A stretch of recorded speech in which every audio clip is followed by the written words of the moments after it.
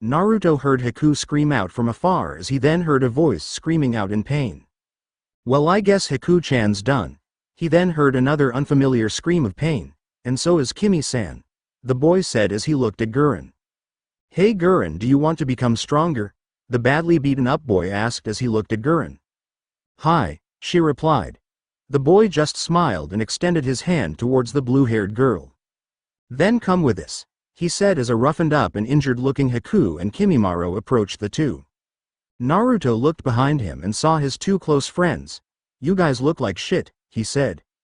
You're not any better, Naruto-san, Kimimaro replied as he did have a hard time fighting that guy, but the moment he got into close range the guy was already dead. Are you okay, Naru-kun?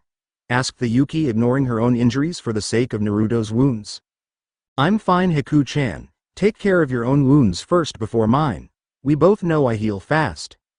The blonde then looked back at Guren. So do you want to come with us? The boy asked, his hand still extended. She looked at all three figures, bloodied and injured yet smiling. So strong, she thought as she looked at the three figures in front of her one last time and smiled as she let one small tear escape her eyes and extended her hand towards the blonde. She finally found her friends. She finally found people who care about her. She finally found her family. The end. I hope you enjoyed this episode. Remember to subscribe and like this video. See you in the next part.